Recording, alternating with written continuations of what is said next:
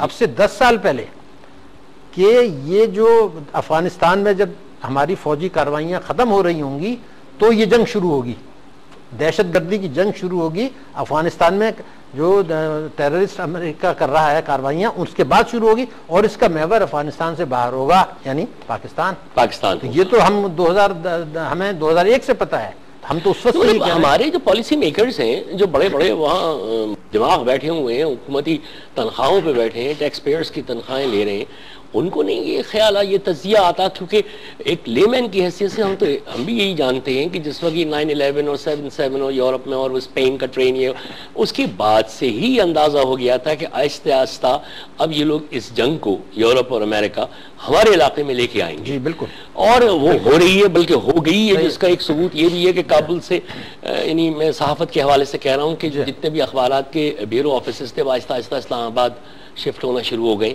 कि गालिबन उनके point of view से नेक्स्ट एपिक सेंटर जो है वो इस्लामाबाद या पाकिस्तान बनने वाला है। तो ये हमारे पॉलिसी साजों को नहीं पता, आंखें बंद कर लेते हैं, या वही डॉलर की इतना रंग दिखाई देता है कि उस रंग के सामने सब कुछ मादूम हो जाता है। मैं डॉलर वाली बात से मुत्तफिक नहीं हूँ। अच्छा, मैं बहुत ही नेक नियति से इस पर संजीदगी से गौर करता रहा हूँ। मैं ये समझता हूँ कि मैंने एक रिपोर्ट देखी थी 9/11 के फौरन बाद, जो अमेरिका की सेनेट में सबमिट की गई थी, रिसर्च रिपोर्ट। जी जी, उसमें ये कहा गया था कि मुशर्रफ साहब एक ऐसे मुल्क के सरबराह हैं जहाँ के अवाम की अक्सरियत अमेरिका पे, अफगानिस्तान पे हमलों के खिलाफ है। एक फिगर तो हमने भी पढ़ा था, 18 हो गए होंगे अब। दे कहाँ रहे वो, हमने तो अपनी इनवॉइसेस और रसीदें भेजी हुई हैं, वो तो रोक के 18 के करीब हैं। चलिए, तो 18 वर्सेस 80 जो है, तो ये बताएं ना, कौम को क्यों नहीं क्या गेन किया, क्या खोया, ये तो बिल्कुल 5वीं क्लास के बच्चे को भी नजर आ जाएगा। पाकिस्तानी अभी आपने 18 की फिगर एक्सेप्ट की 80 के साथ, हुकूमत ये क्यों छुपा रही है, स्टेट बैंक क्यों छुपा रहा है, मिनिस्ट्री ऑफ फाइनेंस क्यों छुपा रहा है? बताएं कौम को।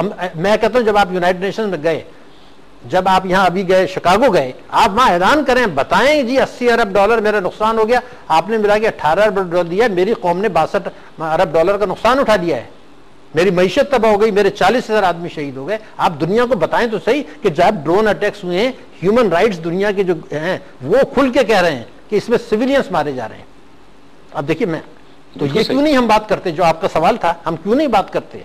अब देखिए, बड़ी दिलचस्प बात यह है कि अभी परसों फॉरेन ऑफिस ने यह कहा कि ड्रोन अटैक्स जो है आलमी कवानीन की खिलाफ वर्जी हैं। तो बताएं, वहां भी तो जाके कहें ना, अपने मुल्क में क्यों कह रहे हैं?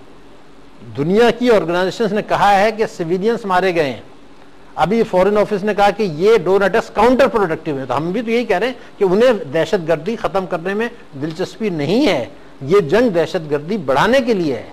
तो जो आप नेटो सप्लाई जब आप खोलने की बात करें, मसलन मैं एज ए पाकिस्तानी ये समझता हूं कि हमें अमेरिका से माफी का कहना ही नहीं चाहिए था। अच्छा, देखिए, माफी तो हम तो जोर दे रहे हैं इसी पे कि माफी मांगो। मेरा ख्याल अमेरिका ने कहा है, और कल को वो ये करेंगे, किसी फौजी से कहेंगे कि तुम माफी मांग लो, तुमने हमला किया था। अमेरिका ने, सदर ने तो ऑथराइज नहीं किया था, तो अमेरिकी सदर क्यों माफी मांगे? वो जो खाकी यूनिफॉर्म वाला है वो माफी मांग लेगा आपसे। तो क्या खेल कर रहे हैं आप यार? माफी का क्या मतलब है? वो मांग लेगा फौजी।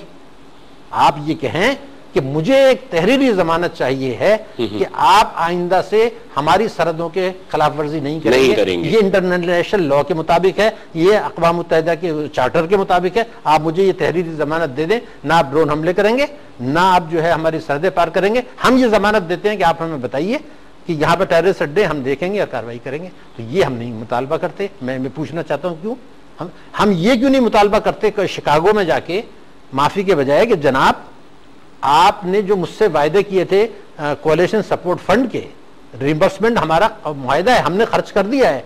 13 अरब डॉलर आपने बिल सबमिट किया अमेरिका को, अमेरिका ने 8.6 अरब डॉलर दिया। तो ये 4 अरब डॉलर तो आपके दे नहीं रहे हैं वो, और उन्होंने उसको कहा जी रिजेक्ट कर दिया कि नहीं देंगे, हम बेशतर रिजेक्ट कर दिए।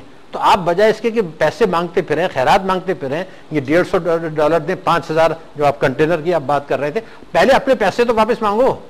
उसकी बात ही नहीं हो रही पाकिस्तान, तो दे ही नहीं रहा, नहीं मांग ही नहीं रहे। अच्छा, अब टैक्स नेट को कैसे सुधारेंगे? बजट में क्या करेंगे? बजट में जो बुलंदबांग दावे हो रहे हैं उसको किस हद तक पूरा करेंगे? इक्तिसादी इस वक्त यानी जो हमारा खजाने की हालत है वो क्या है? वो सब आपसे पूछूंगा एक छोटे से ब्रेक के बाद। एक छोटा सा वक्फे लेते हैं और वक्फे के बाद पूछते हैं। ख़वातीन हज़रात, डॉक्टर शाहिद हसन सिद्दीकी से ये गुफ्तगू जारी है, बहुत ज़्यादा चश्मकुशा गुफ्तगू है, कहीं जाइएगा मत। एक ख़वातीन हज़रात, आप देख रहे हैं लेट्स टॉक मेरे साथ अंजुम रिजवी के साथ, और स्टूडियो में मेरे साथ मौजूद हैं सीनियर माहिर माशियात, senior economist doctor Shahid Hasan Siddiqui साहब। ब्रेक पे जाने से पहले इस मजबूरी सूरत हाल को समझने की बात हो रही थी, और अब चलते हैं कुछ ज़रा से फिगर वर्क की तरफ और देखते हैं इक़्तिसादी तौर पर इस वक्त पाकिस्तान कहाँ है, बेहतरी कैसे हो सकती है, सोल्यूशंस क्या हैं। डॉक्टर साहब, इस वक्त जो एक इक़्तिसादी सिनेरियो है वो क्या है? अंजुम रिजवी साहब, अब ये देखिए 5वां बजट आ रहा है, इस वक्त 4 साल इनके पूरे हो गए।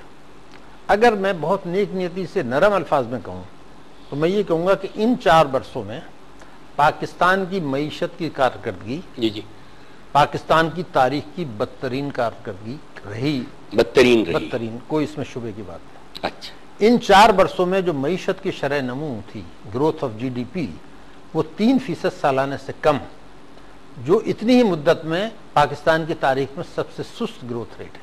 ठीक, आप ये देखिए कि बांग्लादेश ने 6% से ज्यादा तरक्की की है पिछले साल, हमसे दुगनी।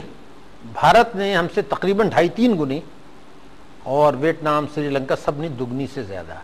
एक बहसियत पाकिस्तानी मैं सोचना चाहता हूँ कि खित्ते के मुल्कों में 1/3 हम क्यों हैं, क्या हो गया हमारे साथ? 3% की तरक्की सालाना से कम, 8% से कम अगर पाकिस्तान की मईशत तरक्की करती है तो इसका मतलब है कि गुर्बत और बेरोजगारी दोनों बढ़ती हैं। हम तो 3% से कम कर रहे हैं, 2.4 गालिबन जो फिगर रिवाइज कर रहे हैं, अभी मगर रहेगी लेस देन 3%। दूसरा सवाल ये पैदा होता है कि पाकिस्तान की तारीख में, और देखिए ये आदत तो शुमार मेरे तो नहीं है ना, ये तो आप इकोनॉमिक सर्वे के, वर्ल्ड बैंक की रिपोर्ट है कि भाई ये दुनिया के, ये है पाकिस्तान के, मैं तो वहां से बता रहा हूँ, इसमें मेरा कुछ नहीं है। उसमें यह है कि पाकिस्तान की तारीख में पहली दफे जी कि लगातार 5 वर्षों तक अफरात-ए-ज़र 10% से ज्यादा, डबल डिजिट्स, और खित्ते के मुल्कों में बेशतर में से ज्यादा। अफरात-ए-ज़र का मतलब होता है जालिमाना टैक्स, वो हमारा दूसरों से ज्यादा क्यों है जब हमारी ग्रोथ कम है, सवाल पैदा होगा। ठीक, तीसरा यह था कि इस साल जो बैरूनी सरमायाकारी आई वो जीडीपी के तनासुब से पाकिस्तान की तारीख में सबसे कम, 65 साल, इतनी कम कभी नहीं रही। बचतों की शरह गिर गई। इन 4 वर्षों में बेशतर आदाफ साल ब साल हासिल नहीं हुए। बजट खसारा ले लें आप, मईशत की शरह नमू ले लें, टैक्सों की वसूली ले लें, हमारे अहदाफ ही नहीं हासिल होते। और पाकिस्तान की तारीख में सबसे ज्यादा तेज रफ्तारी से पाकिस्तान के कर्जे बढ़ गए। इस हुकूमत के 4 साल दौर में 6,200 अरब रुपए के कर्जे बढ़ चुके हैं। 6,200 अरब रुपए के। अब 2 सवाल है मेरे। जी जी, एक तो ये कि जब हमें अल्लाह के फजल से 47 में आज़ादी मिली, उसके 60 साल के बाद 2007 में जो कर्जों का हजम था वो 6,000 से कम था। तो जितना 60 साल में नहीं हुआ आपने 4 साल में हो गया। कोई प्रोजेक्ट आपने नहीं बनाया, कोई डैम नहीं बना, कोई बड़ा प्रोजेक्ट नहीं बना। तो मैं एज ए पाकिस्तानी ये सोचता हूँ, बल्कि मैं हक महफूज रखता हूँ कि मैं ये पूछूं कि जनाब ये 6,200 अरब के जो कर्जे बढ़ गए और अब 12,800 अरब हो गए, ये जो बम्बई सूद इसको अदा करना है, ये तो आप मेरे टैक्स से देंगे, तो मुझे तो इसमें से एक कुछ मिला नहीं है। ये जो बढ़े हैं कर्जे 6,200 के, तो आपने क्या किया है? कोई सड़कें बना दी बहुत ज़्यादा, कोई तालीम का मेयार बेहतर हो गया, कोई अस्पताल बेहतर हो गया, क्या हुआ है? तो कहाँ, क्यों ये पैसे? तो ये एक बुनियादी सवाल है कि हम और इसी मुद्दत में 2,90,00,000 आदमी मजीद गुर्बत के लकीर से नीचे चले गए। और इस हुकूमत ने 4 वर्षों में गुर्बत के आदाद शुमार देना ही बंद कर दिए। तो मैं आंख मिशन हूँ भाई, आपकी इकोनॉमिक सर्वे जो आता था साल ब साल, उसमें पॉवर्टी की फिगर्स दी जाती हैं, इन्होंने 4 साल से देना बंद कर दिया। तो अगर आप फिगर्स नहीं देंगे तो क्या गुर्बत कम हो जाएगी? वो तो है। तो अब बता दें उनको कि भाई ये 3 करोड़ आदमी, 2,90,00,000 आदमी ऑस्ट्रिच सिंड्रोम में चले गए, उसी तरह रेत में मुंह छुपा के समझ रहे हैं कि हाँ, तो सेल्फ डिसीविंग है अंजुम रिजवी साहब, अपने आप को धोखा दे रहे हैं। किसको धोखा दे भाई? अगर घर में लोग, मुल्क में करोड़ों लोगों को खाना नहीं मिल रहा, 11 करोड़ आदमियों को पेट भर की रोटी नहीं मिल रही, आप फिगर जाहिर करें, शाये करें या नहीं करें, किसको धोखा दे रहे हैं? ये जो $4 बिलियन फ्रेंड्स ऑफ पाकिस्तान के, ये तो आए नहीं। ये तो हर साल बजट में कहीं ना कहीं रहे तो सही, मगर वो तो आए ही नहीं, तो उनके लिए भी गालिबन कर्जे लिए गए होंगे या जो कुछ भी किया होगा। लेकिन अब ये बजट से पहले की सूरत हाल जो है, अब इसको कैसे आप देख रहे हैं कि किस तरह से, कहाँ से लाएंगे ये, कुछ इमदाद लाएंगे, कुछ पैसे लाएंगे, कर्जे लाएंगे, IMF की किस्त रुकी हुई है, क्या करेंगे? देखिए, पहले मैं आपको ये बता दूं बिल्कुल रिकॉर्ड पर कि फ्रेंड्स ऑफ पाकिस्तान ने कभी कोई वायदा नहीं किया था। हुकूमत, नरम अल्फाज में मैं ये कहूँगा, जानबूझ के झूठ बोला है उन्होंने। मैं तो सिर्फ एक बात कहता हूँ, मैं उनको ये कह रहा हूँ कि उन्होंने झूठ बोला और दर्जनों बार बोला। अगर मेरी बात गलत है, एक मिनट्स दिखा दें, एक बयान दिखा दें जब फ्रेंड्स ऑफ पाकिस्तान या किसी मुल्क ने ये कहा हो कि हम आपको पैसे देंगे। ये तो हमने कहा है, उन्होंने तो ये कहा था, जो मेरे पास है उनका स्टेटमेंट, कि हम कुछ नहीं देंगे, ये कहा था।